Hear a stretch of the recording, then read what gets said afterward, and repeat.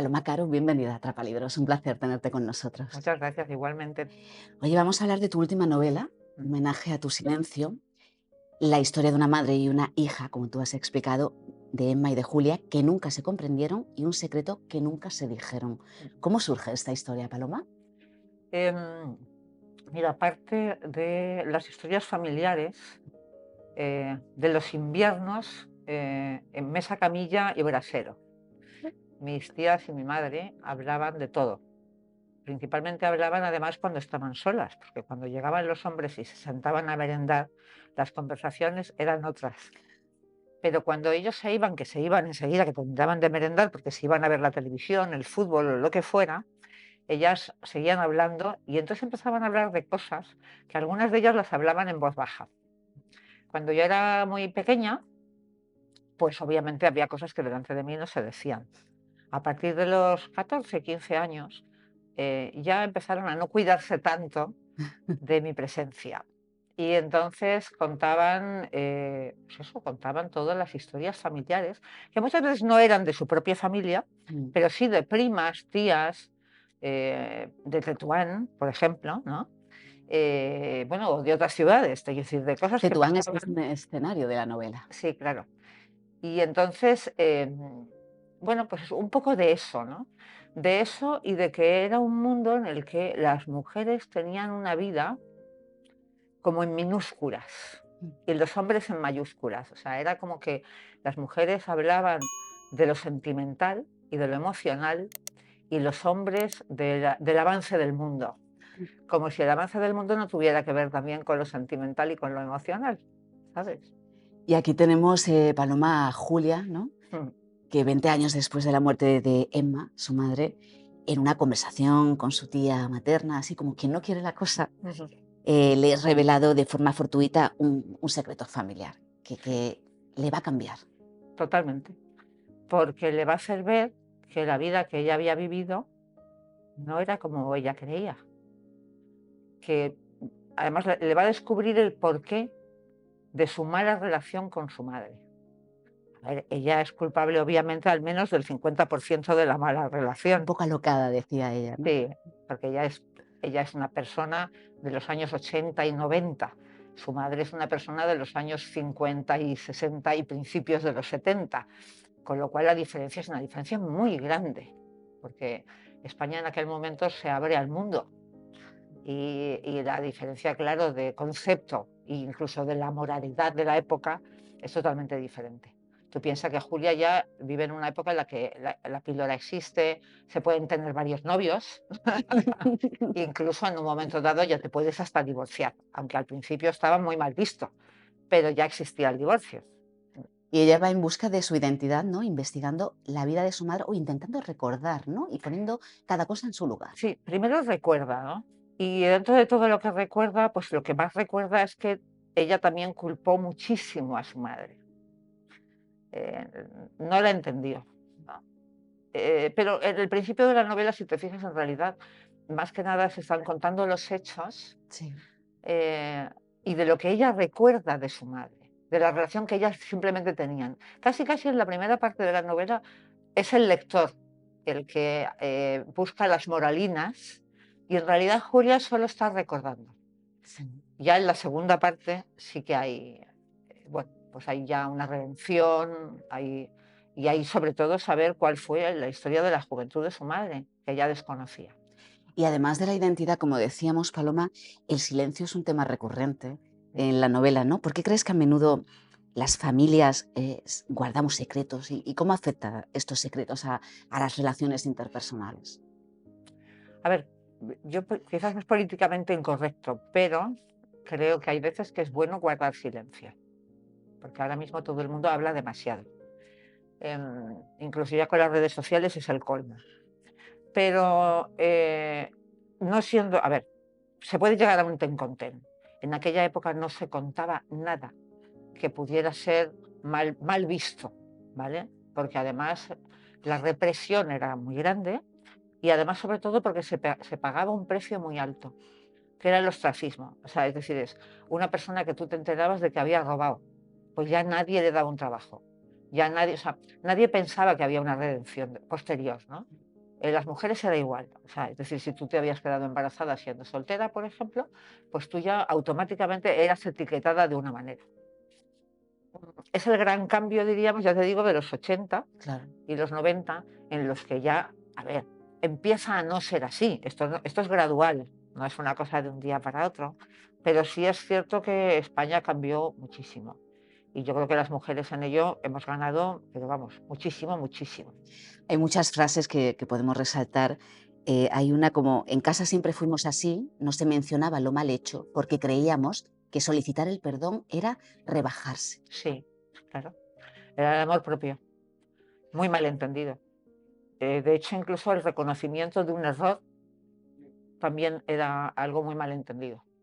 O sea, el padre, por ejemplo, no podía equivocarse, nunca se equivocaba. Y entonces era una cosa terrible. Y eso se pegaba un poco también porque las mujeres en realidad también lo hacían. O sea, tampoco reconocían ante un hijo, ante un hermano, ante... Lo que pasa es que las mujeres sí que es verdad que queremos de otra manera, ¿no? Pero los hombres de aquella época eran gente muy difícil de manejar. Lo que pasa es que las mujeres eran muy listas y los manejaban, más o menos. Hablando de mujeres, hablemos de maternidad, ¿no? Que puede ser tanto como una carga como una fuente de redención y amor incondicional. Sí. Bueno, yo creo que siempre es las dos cosas, ¿no? Porque tú amas a los hijos aunque sean una carga, porque siempre son una carga. Igual que un padre cuando es mayor es una carga para el hijo, que le cuida.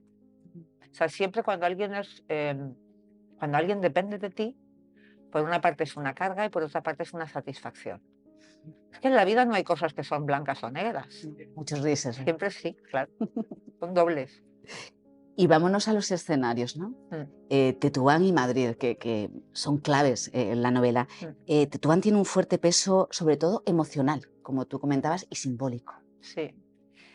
Claro, pero quizás es porque, o sea, lo tiene en la novela porque también lo tiene para mí, ¿no?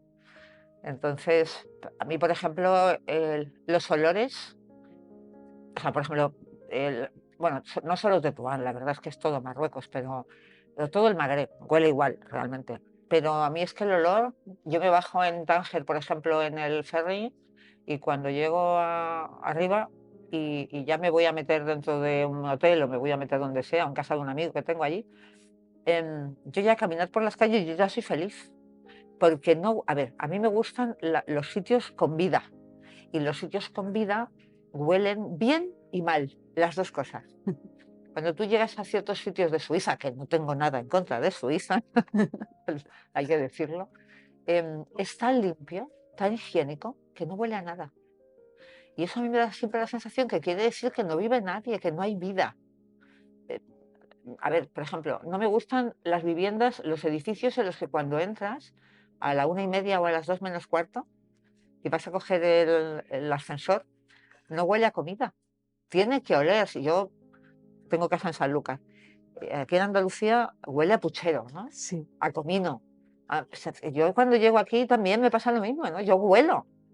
O sea, es que los olores son... Y Madrid huele igual. Madrid huele, por ejemplo, el rastro. Yo soy de esa zona. Estoy criada en la Latina. Entonces es también una zona en la que hay comida de todas las etnias, además, porque hay muchos marroquíes, por ejemplo. Había antes muchos chinos. eh, y luego hay mucha gente española que cocina los platos tradicionales. Sí. Entonces también vas por la calle y también huele. Es muy bonita el pasaje donde Julia recuerda ese viaje, ¿no? A Tetuán con su madre para Sí, conocer a su familia materna, que sí, ella no la conocía. ¿no? Y de hecho la relación que se establece desde el principio entre el abuelo antipático y problemático y aquella niña es muy curiosa. O sea, porque, claro, ella no tiene ningún tipo de relación con el abuelo, solo que a la gente que la rodea le extraña muchísimo que el abuelo con ella sea casi, casi hasta cariñoso. Sí.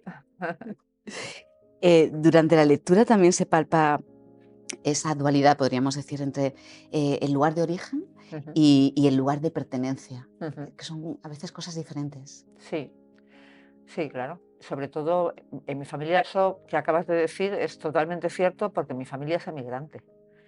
Entonces son dos sitios totalmente diferentes. Tú perteneces a un sitio porque vives en él, pero tu origen a lo mejor está en otro sitio, o al contrario. Con lo cual, pero quizás, fíjate, y esto que voy a decir es, a mí me gusta la gente a ver, que es que tiene dos sitios, diríamos, o tres sitios, ¿no?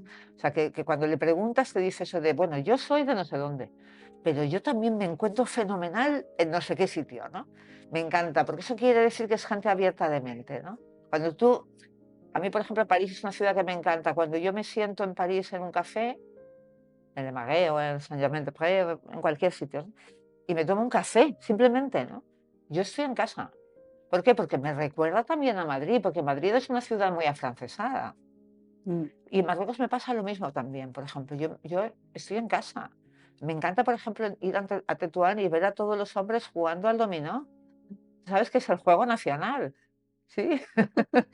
¿Y de dónde se siente Emma, Paloma? Bueno, Emma, a ver, Emma es que tendría que contar la novela para decirte de dónde se siente, pero Tenemos, claro, tenemos no, que no, no, contar una sin pincelada, contarla, sin porque contarla. al final también debemos de decir que Emma, la madre de Julia, era maniquí, Totalmente, sí. ella Ella soñaba con ir a París y soñaba con ir a Madrid porque como le rodeaban, además ella trabaja en una peluquería cuando es jovencita. Entonces ella escucha a las mujeres españolas, a las mujeres de los coroneles y de los generales, hablar de la ciudad de Madrid. Y sobre todo hablar de la moda que entonces había en Madrid, ¿no? Y entonces la gente habla de Pertegaz, habla de Valenciaga, entonces ella, que es una chica, ¿vale? Que está allí cogiendo rulos y bigudís, pues ella lo que sueña es con ir a un sitio en donde haya eso, porque además ella ha tenido la suerte de ser una mujer muy guapa y muy alta, y entonces, pues claro, ella se considera ella merecedorcísima, ¿sabes? De irse a un sitio como ese. Y no sé si eso la mata o la salva. Quizás la salva, porque ella tiene sueños. Ella aspira a mucho. Y a mí eso en Emma me gusta mucho. de hecho, ella, o Salvador decía que qué hacía con él, ¿no? Una mujer tan guapa con un hombre tan flacucho y tan feo. Sí, justo, justo, sí. Que para Julia sí era su verdadero padre, ¿no? Que no queremos Bueno, sí. descubrir muchas cosas. Que, ¿qué significa? Bueno, tú ya me has dicho que significa Tetuán y Madrid, pero también aparece más tarde Tánger, ¿no? Sí, claro. Que lo has nombrado. Para Julia va a ser un sitio liberador. Es que además Julia como tiene una relación muy mala con su madre, el abandono de su casa con un novio, y además a Tánger, o sea, además a Marruecos. Es decir, que para ella bueno, pues es el nacimiento de una nueva vida, ¿no? Y de hecho tacha a su madre de tener una vida aburridísima, porque ella considera que la vida de su madre nunca ha habido nada que sea destacable. Mm. Y ella piensa, sin embargo, que ella tiene una vida muy apasionante. Es que los hijos a veces somos un poco tontos. Ya, sí. Es que vemos a nuestros padres solo como padres, ¿no? Sí, Como si no hubiesen sí, tenido vida más sí. allá. Ni juventud, ni pareja. El padre y la madre, por ejemplo, nunca han sido pareja, son tu padre y tu madre, pero no son un hombre y una mujer. Sí. ¿Qué otros personajes destacarías? Porque yo me quedaría también con Dalia, ¿no? Yo también. Mira, yo adoro a dos personajes, a la madre de Emma, a la abuela, Marie. sí, y a la francesa. Y luego adoro a Dalia.